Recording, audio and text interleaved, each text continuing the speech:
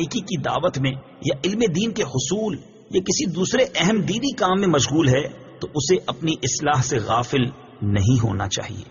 وَقَالُوا لَن يَدْخُلَ الْجَنَّةَ إِلَّا مَن كَانَ هُودًا أَوْ نَصَارَىٰ تِلْكَ أَمَانِيُّهُمْ قُلْ هَاتُوا بُرْهَانَكُمْ إِن كُنتُمْ صَادِقِينَ۔ ترجمہ: اور اہل کتاب نے کہا ہرگز جنت میں داخل نہ ہوگا مگر وہی جو یہودی ہو یا عیسائی، یہ ان کی من گھڑت تمنائیں ہیں۔ تم فرما دو اگر تم سچے ہو تو اپنی دلیل لاؤ۔ لن يدخل الجنہ، ہرگز جنت میں داخل نہ ہوگا۔ تفسیر صراط الجنان میں ہے یہودی مسلمانوں سے کہتے تھے کہ جنت میں صرف یہودی جائیں گے، اور عیسائی کہتے تھے کہ صرف وہی جنت میں داخل ہوں گے۔ یہ گفتگو مسلمانوں کو بہکانے کے لیے تھی۔ ان کی تردید میں یہ آیت کریمہ نازل ہوئی جس میں فرمایا گیا کہ ان کی یہ بات ان کی اپنی رائے سے ہے، توریت و انجیل میں ایسا کچھ نہیں فرمایا گیا۔ اگر وہ سچے ہیں تو اپنی اس بات پر کوئی دلیل لائیں۔ امانیہم،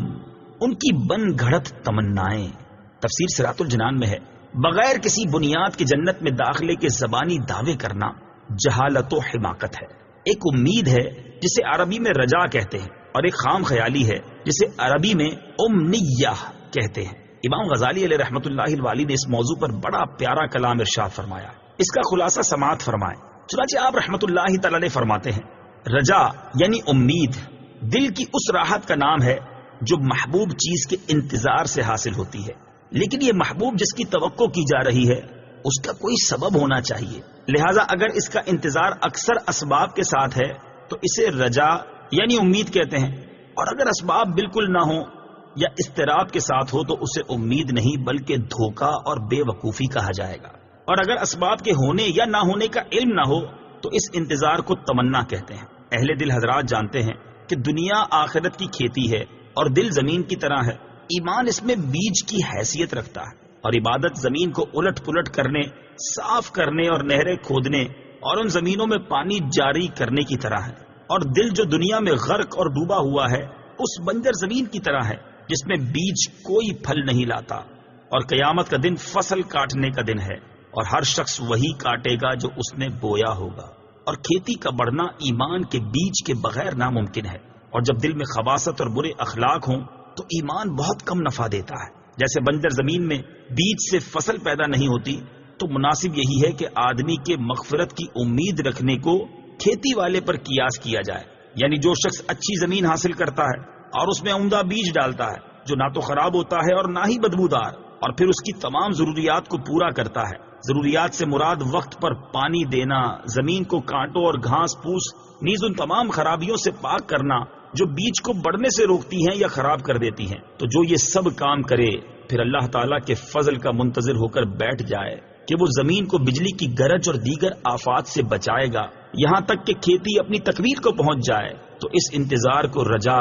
یعنی امید کہتے ہیں۔ اور اگر سخت زمین میں بیج ڈالے جو شور زدہ ہو اور بلندی پر ہو، جس تک پانی نہیں پہنچ سکتا، اور بیج کی پرواہ بھی نہ کرے اور پھر اس کے کٹنے کا انتظار کرے، تو اس انتظار کو بے وقوفی اور دھوکہ کہتے ہیں، امید نہیں کہتے۔ اور اگر اچھی زمین میں بیج ڈالا لیکن اس میں پانی نہیں ہے، اب وہ بارش کے انتظار میں ہے، اور یہ ایسا وقت ہے جس میں عام طور پر بارش نہیں برستی، تو اس انتظار کو تمنا کہتے ہیں، رجا نہیں کہتے۔ تو گویا رجا کا لفظ کسی ایسی پسندیدہ چیز کے انتظار پر صادق آتا ہے جس کے لیے وہ تمام اسباب تیار کر دیے گئے ہوں جو بندے کے اختیار میں ہے۔ صرف وہی اسباب باقی رہ گئے جو بندے کے اختیار میں نہیں ہیں، اور وہ اللہ تعالیٰ کا فضل ہے جس کی وجہ سے تمام نقصان دہ اور فاسد کرنے والے اسباب کھیتی سے دور ہو جاتے ہیں۔ پس جب بندہ ایمان کا بیج ڈالتا ہے اور اس کو عبادت کا پانی پلاتا ہے، دل کو بد اخلاقی کے کانٹوں سے پاک کرتا ہے، اور اللہ تعالیٰ کے فضل کا مرتے دم تک منتظر رہتا ہے، مغفرت تک پہنچانے والے اچھے خاتمے کا انتظار کرتا ہے، تو یہ انتظار حقیقی رجا یعنی امید ہے، یہ ذاتی طور پر قابل تعریف ہے۔ اور اگر ایمان کے بیج کو عبادات کا پانی نہ دیا جائے یا دل کو برے اخلاق سے ملوث چھوڑ دیا جائے اور دنیاوی لذت میں منہمک ہو جائے اور پھر مغفرت کا انتظار کرے، تو اس کا انتظار ایک بے وقوف اور دھوکے میں مبتلا شخص کا انتظار ہے۔ نبی اکرم صلی اللہ تعالی علیہ وآلہ وسلم نے فرمایا، بے وقوف وہ ہے جو اپنے نفس کو خواہشات کے پیچھے لاتا ہے اور اس کے باوجود اللہ تعالیٰ سے تمنائیں کرتا ہے، یعنی کہ وہ بڑا کریم اور غفور و رحیم ہے، اس سے اور اس کے اعمال سے بے پرواہ ہے، اس لیے اللہ تعالیٰ اسے کوئی سزا نہیں دے گا بلکہ جنت میں داخل کر دے گا اور وہ اس کی من چاہی چیزیں اسے دے گا۔ بلى من أسلم وجهه لله وهو